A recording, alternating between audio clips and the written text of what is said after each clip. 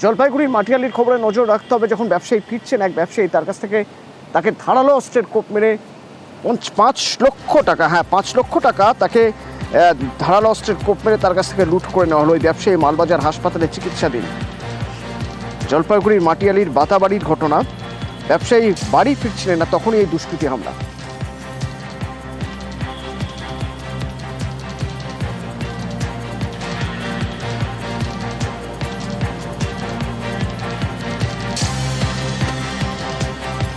ও বোধহয় ব্যাংক থেকে টাকা তুলে বাড়ি ফিরছিল, মাঝ রাস্তায় কেউ বা কারা অ্যাটাক করেছে। গায়ে তো অনেকগুলো ব্লেডের দাগ রয়েছে।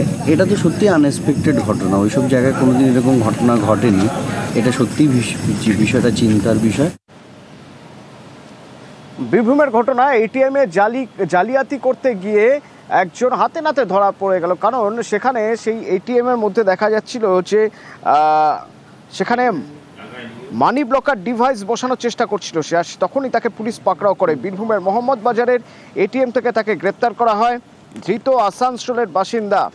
কিন্তু কিভাবে সে জালিয়াতি করার চেষ্টা করছিল আর পুলিশের কাছে খবর পৌঁছলোই বা কিভাবে? সুপ্রতিম রয়েছেন আমার সঙ্গে ফোনে, বলতে পারবে সুপ্রতিম?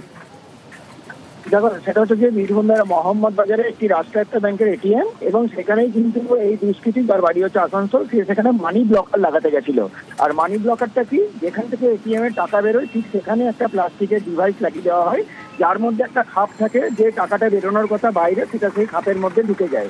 এই মানি ব্লকার যখন সে লাগাতে যাচ্ছিল, সেই সময় কিন্তু মোহাম্মদবাজার থানার পুলিশ গোপন সূত্রে আগে থেকেই খবর ছিল যেরকম একটা কোড করবে, এবং সঙ্গে সঙ্গে তাকে হাতে নাতে ধরা পড়ে। 2টো মানি ব্লকার সহ একটি এটিএম কার্ড উদ্ধার করেছে পুলিশ। এবং যেটা পুলিশ জানতে পেরেছে যে আসানসোলে এই ব্যক্তির বাড়ি, আসানসোল সহ ধানবাদ, বর্ধমান, বিভিন্ন জায়গায় এই ধরনের মানি ফ্রড করেছে, এটিএম জালিয়াতি করেছে। এবং তাকে ধরা পড়ার পর তার কাছ থেকে যে জিনিসগুলো উদ্ধার হয়েছে তার কাছে সিউড়ি আদালতে পাঠানো হয়েছে। ধন্যবাদ।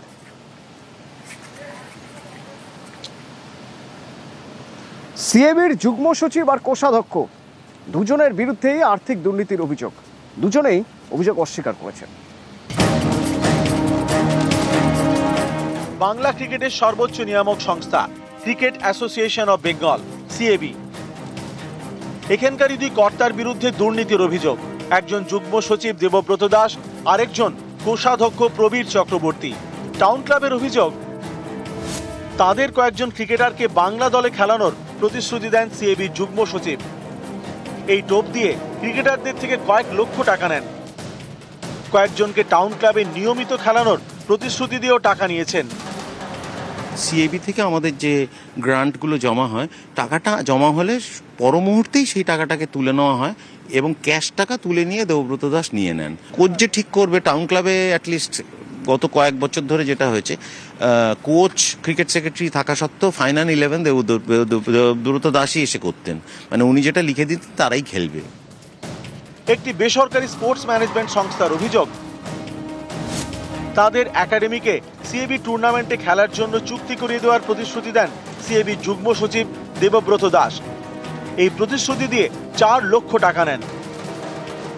কোনো এক্সিস্টিং ক্লাব বিক্রির জন্য মানে দেবুদা আমাদের অ্যাপ্রোচ করেছিল। একটা ক্লাব না, অনেকগুলো ক্লাব তার মধ্যে যেটা অ্যাভেলেবেল।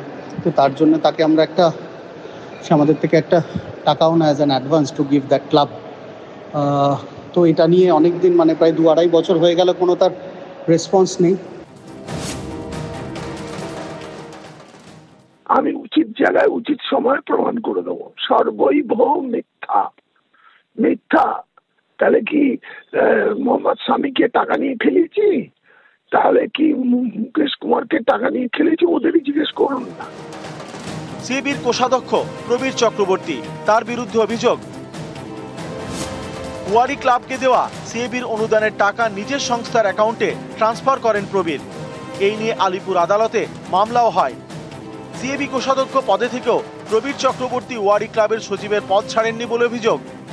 এই নিয়ে জলঘোলা হওয়ার পর তিনি ওয়ারি ক্লাবের সচিবের পদ ছাড়েন। যে টাকা উনি নয় করেছেন, কোনো সদুত্তর আমরা পাইনি। বারে বারে জিজ্ঞেস করেছি, উনি আশ্বাসন দিয়েছেন হ্যাঁ বলবো। তারপরে যদি কিছু আমরা উত্তর না পাই তাহলে আমরা বাধ্য হয়ে আমাদেরকে যেতে হয়েছে। আমরা থানায় কমপ্লেন করেছি। অভিযোগটাকে অভিযোগ বললেই আমার কাছে কেন অবাক লাগছে, আর কিছু। ইলেকশন আসছে, সিএবি কোথাও গিয়ে কি ওই মানে হতেও পারে। একই সাথে 5 জন পদাধিকারীর মধ্যে 2 জন এভাবে অভিযুক্ত হবে। আমি খুব মনে প্রাণে বিশ্বাস করব এই অভিযোগ যাতে প্রমাণিত না হয়, কিন্তু এই অভিযোগ ওঠাটা খুব খারাপ সিএবির মতো একটা সংস্থার পক্ষে। আগামী সেপ্টেম্বরে সিএবিতে ভোট, তার আগে সিএবির 2 কর্তার বিরুদ্ধে অভিযোগ ঘিরে ময়দানে শোরগোল। যুগ্ম সচিব দেবব্রত দাস এবং কোষাধ্যক্ষ প্রবীর চক্রবর্তীর বিরুদ্ধে আর্থিক তছরূপের অভিযোগ করে তাদের বিরুদ্ধে সিএবিতে চিঠি জমা করেছে তাদের 2 ক্লাব, টাউন এবং ওয়ারি ক্লাব। তাদের পক্ষ থেকে ইতিমধ্যেই একাধিক অভিযোগ নিয়ে সিএবিতে জমা দেওয়া হয়েছে। পুরো বিষয়টি এই মুহূর্তে সিএবির অম্বুডসম্যানের কোর্টে রয়েছে, তারা তদন্ত করে দেখছেন, দেখার যে এই বিষয়ে আগামী দিনে কি রায় আসে। ক্যামেরা পিন্টু সরকারের সাথে ইরণ Roy Barman, news 18 Bangla. Mission exam 4 একেবারে শেষ পর্যায়ে। তো এই শেষ পর্যায়ে মানে এবার আনডকিং, আজ থেকে আনডকিং প্রক্রিয়া শুরু হবে। আগামীকাল ক্যালিফোর্নিয়া স্প্ল্যাশ ডাউন হবে। তো আমাদের সবার নজর ছিল এই মিশন এক্সাম 4-এ। কেন? তার কারণ শুভাংশু শুক্লা, সেই রাকেশ শর্মার পর শুভাংশু শুক্লা পৃথিবীতে ফিরবেন। Shubhanshu Shukla international space station থেকে। তবে ইন্টারন্যাশনাল স্পেস স্টেশন ছাড়ার আগে ফেয়ারওয়েল মেসেজে তিনি যা বললেন তা সেই আবার রাকেশ শর্মাকেই মনে করালো, যখন তিনি বললেন যে আজও পৃথিবীর মহাকাশ থেকে আমাদের দেশ অর্থাৎ ভারতকে सारे जहां से अच्छा लगे। कमाल की यात्रा रही है ये मेरी, लेकिन अब जैसे मेरी ये यात्रा ख़त्म होने वाली है,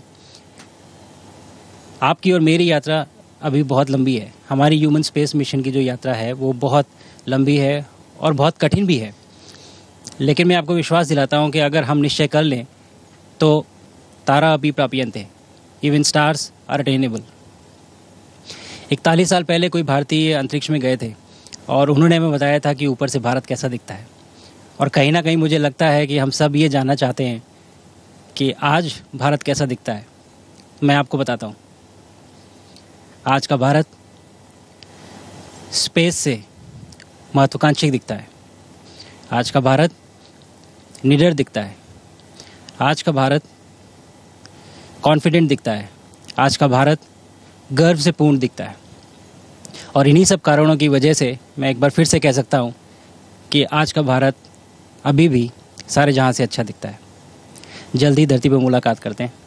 দিল্লিতে বাঙালি বস্তিতে কোপ, দিল্লির বাঙালি বস্তিতে বিচ্ছিন্ন জল সংযোগ, দিল্লির বসন্ত কুঞ্জে জলের লাইন কাটার অভিযোগ, বাঙালি বস্তিতে বিদ্যুতের লাইনও কাটার অভিযোগ।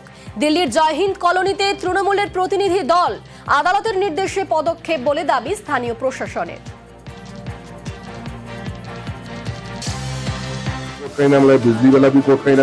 এখানে যে আমাদের কলকাতার যে বিজেপি নেতা শুভেন্দু অধিকারী, ওরা যে ওখান থেকে মজা উড়াচ্ছে যে ওরা রোহিঙ্গা অ্যাভেদ তরিকাতে আছে, না বাংলাদেশি না বেঙ্গলি, আমরা বিলকুল একদম কুচবিহারি, আমরা রাজবংশী বলা চলে।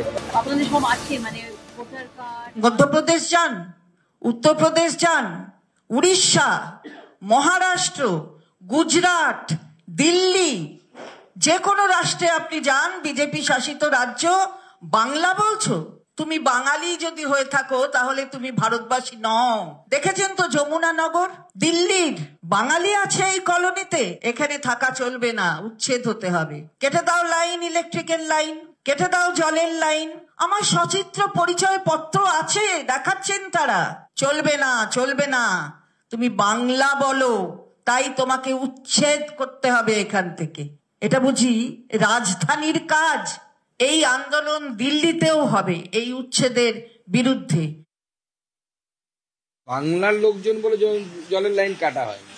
রোহিঙ্গা মুসলিম যারা আছে, যারা অনুপ্রবেশকারী আছে, তাদেরকে বেরোতে হবে সেখান থেকে। অনুপ্রবেশকারীদের তো থাকার জায়গা ভারতবর্ষ নয়। এদের উদ্দেশ্য হচ্ছে বাঙালি নামে সেন্টিমেন্টে সমস্ত দলবলকে মার্কেটে নামিয়ে দিয়েছেন প্রচার করাতে। উদ্দেশ্য একটাই, মমতা বন্দ্যোপাধ্যায় এবং তার দলের উদ্দেশ্য, তারা ভোটে জেতার জন্য যা ইচ্ছে তাই করতে পারে। তাদের উদ্দেশ্য একটাই যে মুসলিম অনুপ্রবেশকারীদেরকে ভারতের নাগরিক প্রতিষ্ঠা করে বাংলার ডেমোগ্রাফিকে পরিবর্তন করা।